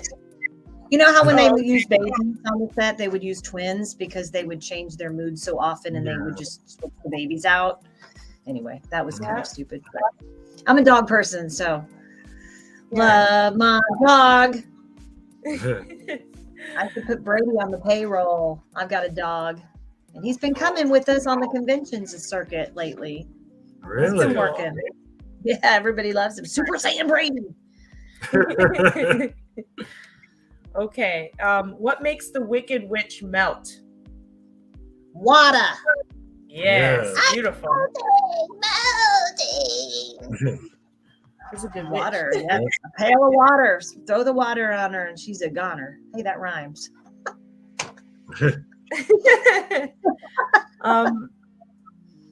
It was good. Okay, so what is Miss Gulch's or the witch? What's her first name? Like in real life? Oh, I mean, as her character or her real name as an actor? I think her real name as an actor. No idea. I was scared to death of that woman. I didn't want to know her name. She made a very good, her face just, not to say anything bad about her, but her face just picked the perfect person to pick her away. The long nose and the evil voice. My little pretty, I'll get you and your little dog too. Yeah. She was really good. I don't know. Her name was Almira. Almira. It's a nice name. No, Almira, don't look in the mirror. Yeah, don't look in the mirror. Dad jokes. You got some good dad jokes today. Yes, I am choosy. Baby Ice, you're on fire today. She knows her Wizard of Oz. You're getting. Yeah, see, I can't see that, Some but that's people are fine. answering. Yeah, I don't want to. Yeah, I wouldn't want to know the answer. I really want to try to guess. Okay. And hey there, Tats. And Chase's Kingdom. Welcome, guys. Good to see you. All right. What film beat The Wizard of Oz out for Best Picture? Wait. I should get this. Gone with the Wind. Oh my God. Good job. 1939. That's a hard one to beat, though. I really like that movie too. Yeah. Well, those coming out at the same time was probably not. I mean, whether it was planned or not, it would have really been better to have done one year and one the next, because they were really seriously two of the best movies of all time, and hold them, against competition or whatever you want to call it for an award show. That's tough. That was a tough one, I bet, for them. It was probably like 49 to 50. 49 to 51. Yeah, Like- for sure. But yeah, and I know that because my late mother was a huge Gone with the Wind fan, and she had like the Gone with the Wind like collectible plates, Oh wow. like that you could like put up, and when she passed away, I got some of them. So I remember that movie came out at the same time, and that's got to be the one, and it was the one. Yep. Cherish those plates. That's amazing. That and the Wizard of Oz. She would give me the little Wizard of Oz ones too, so I have all of those. Yeah, I keep them all. That is cool. Okay. Got a couple more. Directed The Wizard of Oz. Who's the director? The director of The Wizard of Oz? Ooh. I'm thinking of the one that wrote the book, and that wouldn't be the director. Baum, Baum is what I'm thinking of. But that was the right, like it was I believe it was a book before it was a movie. They made it into a movie. But the director, I think it was Victor or something. Because I remember, the V name, Victor. That's all I can remember is Victor. Victor. Yeah, you got it, Victor Fleming. Okay, well, close. I got half of it. That's good. No, I didn't know. I thought you weren't going to get it. You got it. Good job. Okay, one last one. This one's kind of fun. What was used to simulate the Tin Man's tears? Well, I want to say an oil can, but that was like the prop that they used. Yeah, the actual tears. It wasn't eardrops. Eye drops. Nope. No. Onions. Oh God, no. No. That would be like cruel and unusual working conditions. Don't you think? I hate that. It would be hard. Yeah. Funny enough, it was chocolate syrup. So I guess because it's brown and because you want it to see, it would look like rust. Okay. Or something like that. I'm assuming that's what it was. That's very creative. We had to back then, right? My trivia deal was the original role. I can ask you, I don't expect you to know. Who was actually thought of or chosen to be the original Dorothy before they decided to go with Judy Garland? That other really good actress girl. She was very popular back then too. Popular. Younger. She wasn't, or she was? Younger. Oh, she was younger too. In fact, they strived to make Judy Garland appear younger because their original thought for the age of Dorothy was younger than Judy Garland's real exact age. It was Shirley Temple, I believe. Yes.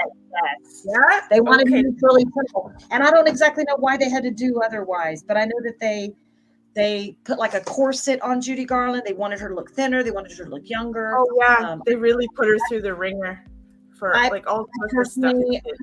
Because I'm a huge fan, and that's she's the original, and therefore I thought she was perfect in the role. I think she was amazing, and a lot of people agree. But originally they were going to go with cute little curly Shirley Temple. I'm glad and I don't know, there might have been a management, like business. There must have been something contractually about why they didn't proceed with Shirley on that one. But there's a whole book about this. I've got it home that has all of this. I read some information about the Wizard of Oz, and like I said, some of the stuff was cruel and treatment of the actors. Dorothy went through a lot of wanting to be super skinny and being super young, and there were treatment was rough back then. They gave her weight loss pills and stuff. Yeah, I mean, she suffered addiction a little bit. Absolutely. Yeah, I can see how somebody would be driven to do that. And that movie Wizard of Oz, I think, was the first movie to introduce the technology of Technicolor. Yes. Yeah, that's Yes. what And I they were, heard. remember the whole beginning of the movie and the ending of the movie was black and white, and then when she walks out Mhm. into the wonderland over the rainbow, everything's Color. beautifully colored. It's gorgeous. So Technicolor, that was a big, big, big thing. Yeah, 1939, you guys. they also did that in Clerks. Oh, they did. The Clerks. Yeah, they Yeah, started off in black and then went into color. yeah. That's kind of a cult classic movie, isn't it? From like the 80s. Yeah. It's a really quirky, funny, goofy movie. Lots of fun. I'm seeing some of the actors at the Comic Cons from that Oh, movie. really? That's sick. Oh, Yeah. that's gonna be cool. I think Yeah. we saw That's them different. last year. Yeah, I the mean, there's a Clerks. bunch of Oh, yeah. conventions that bring out retro, that are specifically retro based guests, whether it be, 70s and 80s, actors and actresses from Back to the Future, Star Wars, some of the cosplay, and, they take you back to, the $6 Million Man and Mork and Mindy and Mork and Mindy, Oh, maybe yeah. not. But like, the whole Chips, Eric Estrada and Larry Wilcox, and like there's a lot of really cool guests that some of these Comic-Con pop culture events are bringing in, which is really cool for me because I get to meet some of my childhood heroes sometimes at some of these events. It's just so cool. It's like, oh, I used to watch Dukes of Hazzard, or whatever we watched when we were kids. That was what was on TV, and that's what you watched. Incredible Hulk or whatever. So yeah, pretty cool. Absolutely. So we're gonna jump into our segment with two Funko I Pops. thought we were gonna do that last. No, we're gonna do that now. Okay. We're gonna show you two Funko Pops. You have to create a voice for this character and See what you come up with. see what you come up with. Yeah. I'm excited. Okay. Let me So find our glasses first on. one is gonna be a lion. From Elena Okay. of Alvador. Okay. Alvador, sorry. So, isn't he So come up cute? with a voice. Yeah. Is that female, Skylar? It's a female, I'm guessing. No, that's a boy. He's Boy? yeah, because the girls have the eyelashes. I think this is a boy. Oh, right. That's a boy, Skylar. Okay. Skylar. Skylar. Let me think of one. That would be a cute voice for him. Or Hi, I'm Skylar. And I'm king of the forest. That was good. That was very good. ding ding ding ding. It's funny. Like ding. not then- so cool, it's not going on, but it's like a little lion voice. Yeah.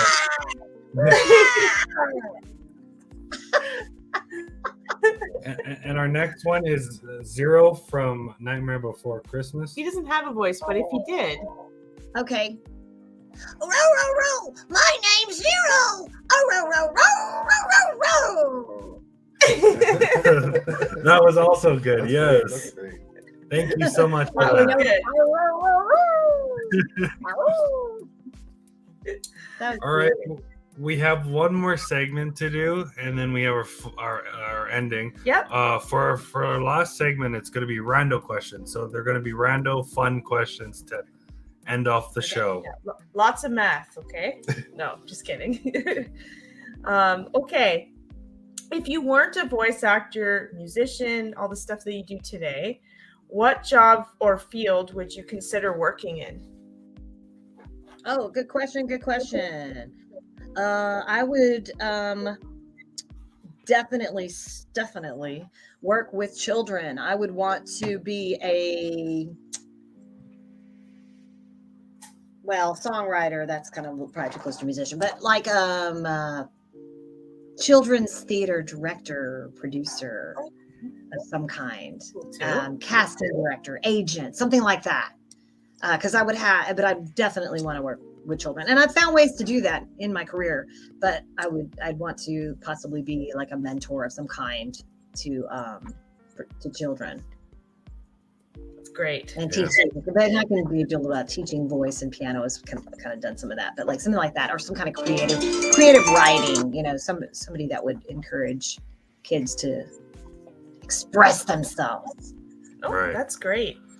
Just before we go to the next question, I just want to say hi to Ninja Soldier. Welcome, my friend. And G-Zone Gamer. Welcome. Welcome, guys. Okay, what is part of your identity you believe will never change? Me? Yeah, you. I'm very loving and kind, and it's just a natural thing for me. It's can be a blessing and a curse, depending on the situation. But I just am just a naturally like I love people, and I have just a big heart for I'm an empath, and I just don't. You just can't take that away from someone. You can't just like say you're not an empath. You don't care about people. Like it's just not. Oh, yeah, it's not in here. Not all. No. Well said. Okay, weirdest food combo you enjoy? Two different foods together. Yeah. Weirdest. Oh. Well, I've gotten into that sweet and salty thing lately. Pretty good. Like the sea salt caramel, the sea salt chocolate. Love it. But that's not very weird. I know my mom liked peanut butter and banana. That was an Elvis Presley thing. We're from Memphis, and we liked peanut butter and banana. Weirdest combination. It's kind of weird. So I like to chew gum, like the kind of like chew gum, and I like to. It's good for the voice. It's like stuck on candy and Oh, really? throw drops and whatever. So what I do is I love sugar-free Orbit bubble mint gum, and I will chew that, and then I will want to revive the flavor. So I'll put in a sweet tart, and I'll chomp up the sweet tart in the gum, and I love it. Love it. It just gives it a burst of flavor. Yeah.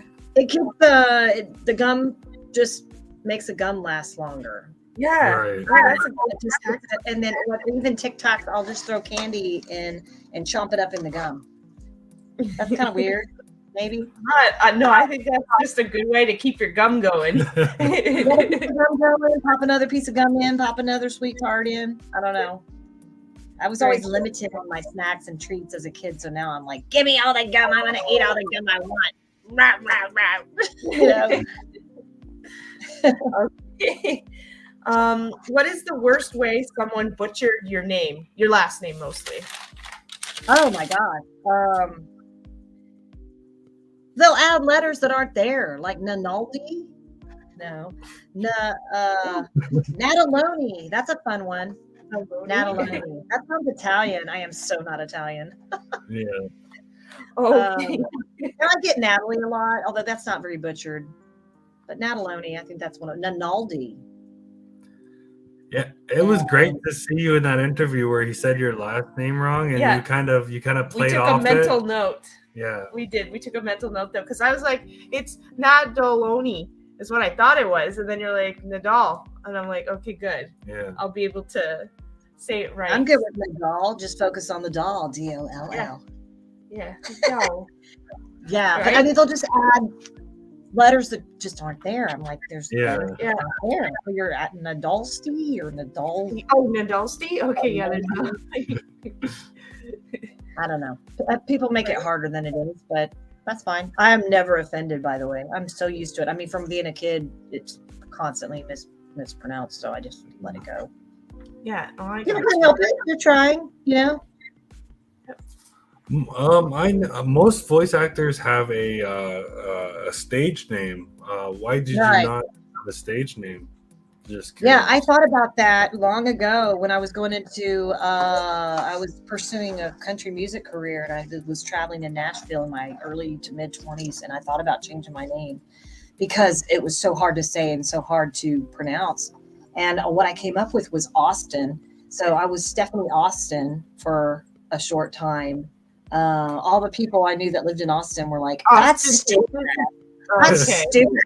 That's Stephanie Dallas. Like, no, don't do that. It's like the city that they live in, they just no. But no, I honestly, when I joined the show band, I didn't really use my name because we had show names on stage names, and I just stuck with that, Violet Vallionette. And then as I got older, it was more performing in bands where my name didn't matter. And then when I got cast as Gohan, that's when it was started to be used as Stephanie Nadolny, and I kept it.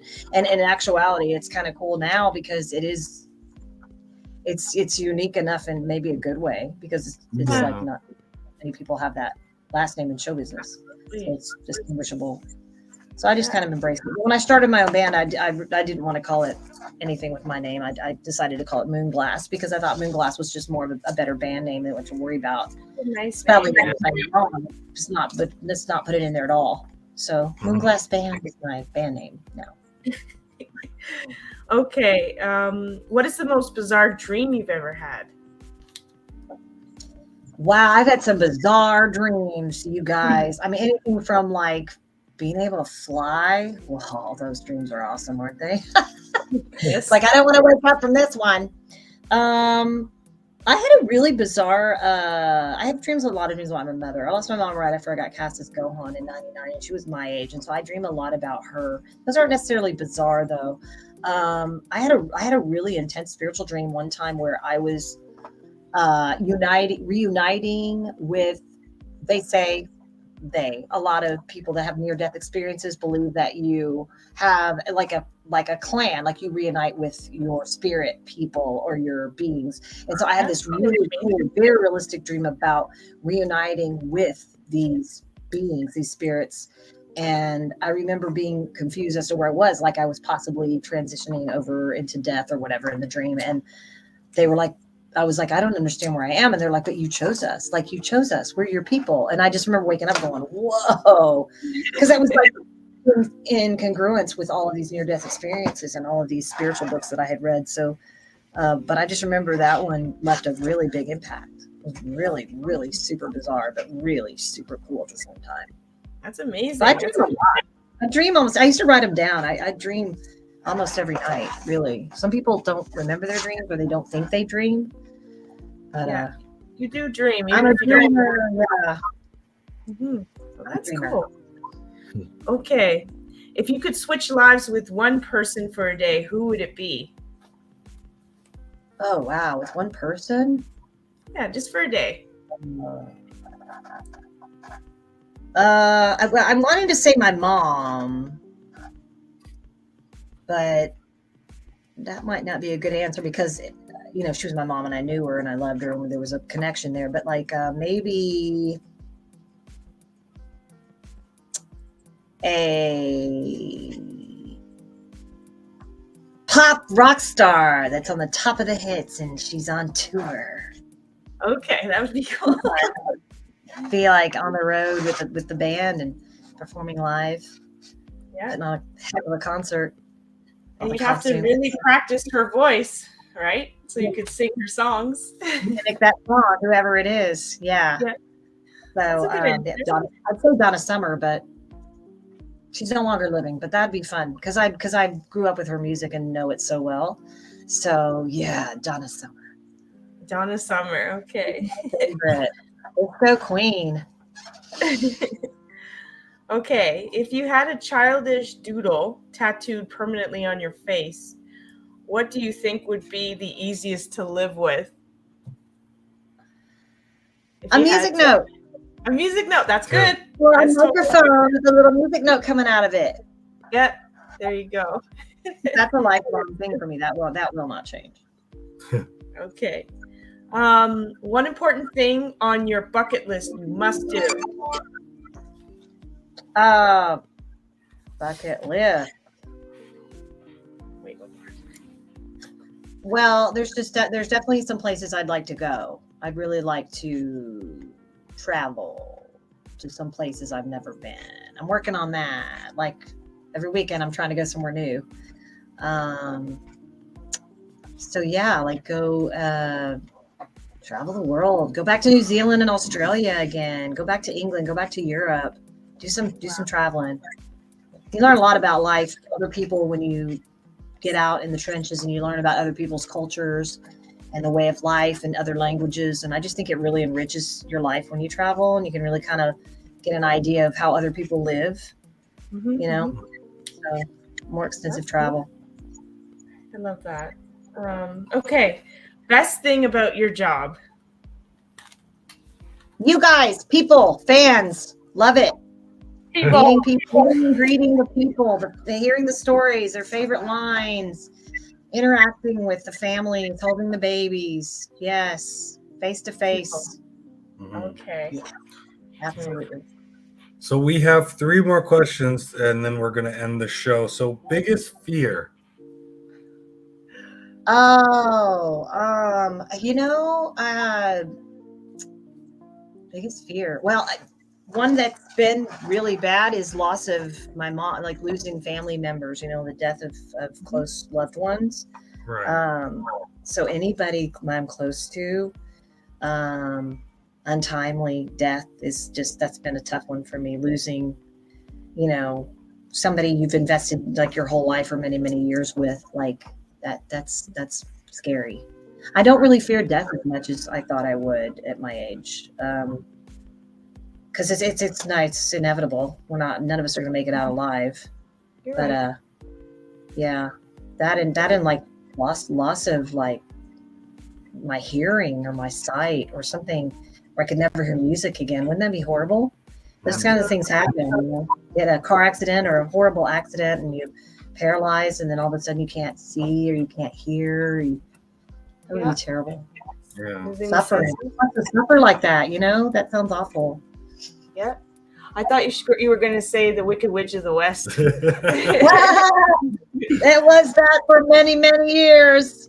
And that wicked witch, can be whatever your biggest fear is like whatever your wicked witch is in your own life, Yeah, absolutely. Right. Excuse me. Let's go. Thank you. Second last question is: do you have anything that's coming up that you want to kind of promote? Any big news? Anything at all? Promote yourself. Promote yourself. Yeah, I mean, got my website, www.stephanienadolny.com. I try to keep that updated with where I'm going to be. Like I said, I'm pretty much considering myself on weekend tours right now. So a lot of stuff in Texas, but May, June, and July, I'm going to be all over the place. New York, Oregon, Colorado. I can't even, California, New Mexico. I mean, I'm just all over the place this year. It's great. I love it. Love it. So my website, and I've got a lot of social media stuff going on. I've got a TikTok. It's at Steph Nadolny. I've got at Stephanie Nadolny on Instagram, Facebook page, Stephanie Nadolny voice actress. And then I've got, I'm not really on Twitter much.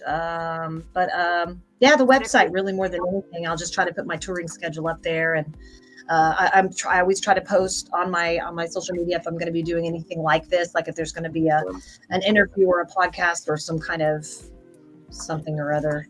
I'm doing a workshop with iLight Studios this week. I'm going to be a guest for a voice acting class where we're getting in the booth, and it's going to be a whole new thing. I hope that goes well. So I try to keep most of my stuff on my social media. That's kind of where to find me if you want to interact. I write back too, by the way. All my DMs, I answer all of them. All the fans, if they have questions. Maybe right away, but I get to them eventually. So if you want to ask her anything, just keep up with her social media, guys. If you have any questions. For our final question, do you have any questions for us?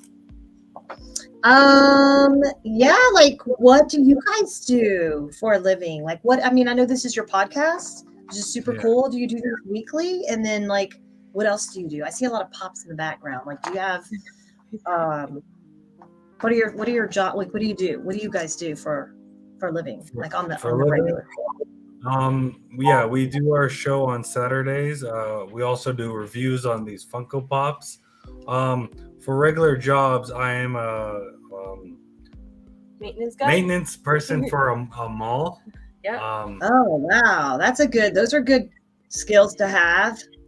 And I'm currently finishing up my theory part of social work. I'm going to be going into placement in about a month's time. So I'm going to be working as a social worker, like maybe in a shelter. I haven't picked where I'm going to do placement just yet, but working with people too.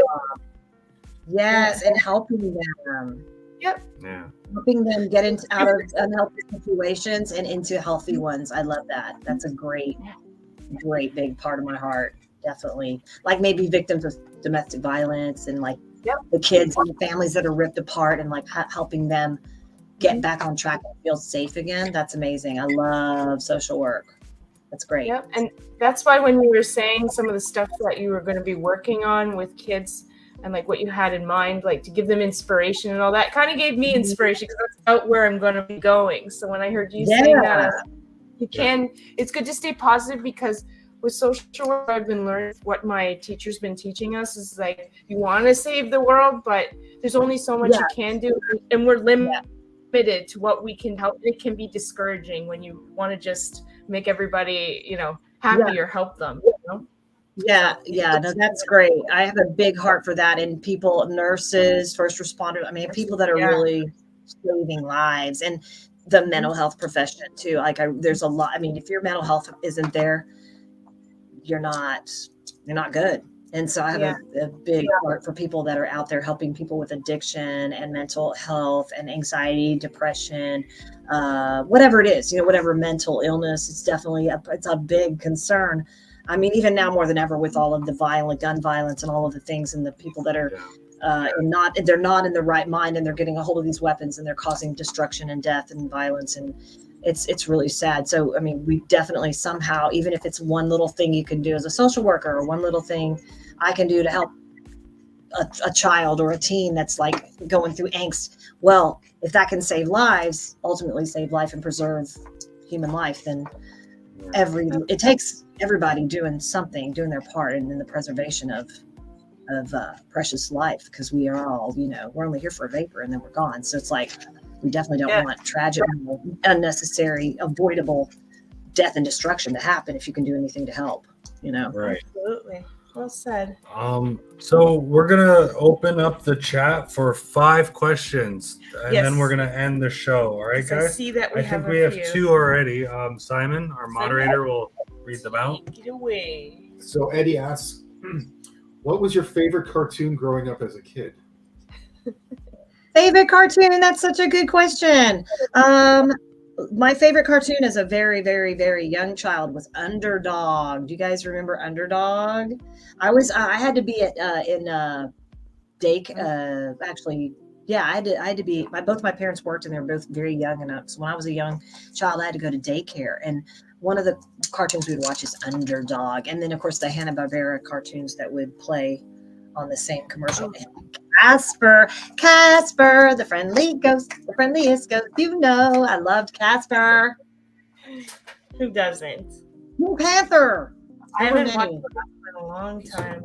Oh. And then I got into Looney Tunes and Smurfs. Oh, Looney Tunes. Yeah. Probably watched them a little bit later in life than I'd like to admit. Nothing wrong with that. Nothing, yeah. Maybe Barbie. Collected Barbies till I was probably at least 12. Okay. So, a little kid in us, there's absolutely. Stay young as you can for as long as you can, because then once you get older and you lose a little bit of your imagination, and reality sometimes sets in, you want to hang on to that heart. Absolutely. Yeah, we're 30 and we still collect toys, so yeah, don't ever stop. That's fun. You gotta stay playful. So the next question, Simon. Eric asked something kind of maybe related, but what childhood item, cartoon, or moment made a big impact on your life? Good question. Oh, that's a good one. Yeah. I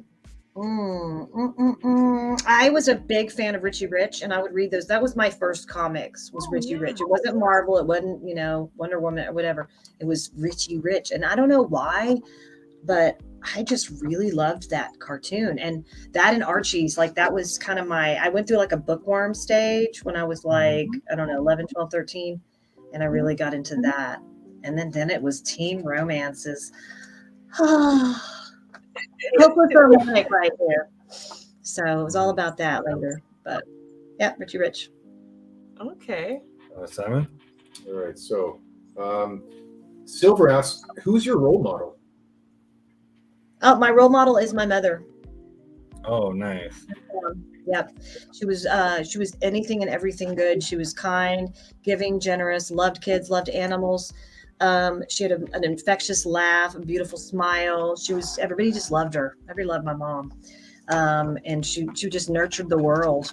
And so I get anything and all nurturing from her. And so now I'm an anime mom, and I have little babies all over of all ages. So definitely hands down with my mother. Oh, wow. That's nice. That is Gone nice. too soon. Gone too soon. Oh, okay, yeah. Yeah. R.I.P. Baby Ice asked, "Does Stephanie like the musical Wicked?" Oh, I've seen it.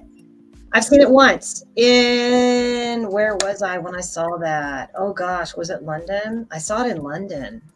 I saw Annie in London too when I was like 8 years old. So like some really cool moments with that. I did see it and I do like it. Now I haven't followed it as intensely as some of my other favorites, which is Les Mis and Les Miserables is by far hands down my favorite music of all time, including the soundtrack. Besides Grease, as far as like a stage theatrical musical soundtrack, it would be Les Mis. But yes, I watched it and I loved it. It was absolutely fantastic. I love Broadway. I almost went into it myself, being such a musical theater lover. And yeah, my thing with not doing Broadway is I just simply didn't want to live in New York. Just too congested and just cramped and not knocking it for those who love it, and I visit there and love it too, but like I just did not want to make that move because right when I was going to do it was when my mom got sick and passed, and so I got cast as Gohan, and then started my my big part of my career staying around here. okay. All right, last and final question from the chat, Simon. Excuse me. Let's go with Ninja. Stephanie, what is your favorite movie? Well, there's several. We went over the Grease and the Wizard of Oz. I have several favorites. Favorite. That's hard. That's like trying to choose my favorite song, being such a musical person. But Grease and Wizard of Oz for sure. But then even more into I got into a lot of movies in the 80s, and Planes, Trains, and Automobiles is one of my favorites. Yeah. And Shawshank. That's a great movie. It's so funny, you guys. I love the comedies. I really do. But I also like Shawshank Redemption. That's a very intense movie. Yeah. And The Fugitive with Harrison Ford. The Fugitive, you guys. Wow, that movie. Phenomenal. There's a lot of good ones, but those are some of my favorites. Okay. Just want to thank you so much for being on the show. You've been Absolutely. amazing. Thank you for having me. This was a different one too with the trivia and the movies, and that was so fun because I'm sure the fans that maybe watch a lot of these podcasts and interviews probably get a little tired of the same questions or like the same material. Whereas we talked a little bit about the music and the singing. It was really fun. It was really interesting to kind of like not be sure what the questions were going to be. That was challenging. Yeah. Yeah. Oh, thank you so much. And you did good with the voices of the two Funkos. Yeah. That was great. I just made them up. Yeah, it does help to look at them and then come up with something. That was fun. I like doing that. Yeah. Absolutely. Just want to thank everybody in the chat for coming in and giving us some great questions. That was great. Yeah. I want to thank my beautiful co-host and my beautiful moderator. Moderator, there he is. I saw the thumbs up there. This has been another episode of the Funko Friends podcast. Do you want to say anything? Yeah, just thank you to the chat, everybody, for joining us on a Monday night. Yeah. Stephanie, for coming in. You were a blast. It was super fun. I really enjoyed it. Thanks for having me. Hopefully, again, we'll have you on sometime. You can Let's do tell it all us again. in the Let's future do what's one going maybe. on. Yeah, maybe next year. Let's do this again, and let me know if you need me to send some more people your way. Some other of my colleagues might be good guests for you guys. That would be that'd nice. be amazing. Too. We'd love that. Yeah, And for sure. we won't be here, guys. Next Saturday. Next weekend, we're taking a break from the show, but we'll be back with another guest. So we'll be back in 2 weeks. For 2 weeks, yes. Awesome. All right, guys. Have a good night.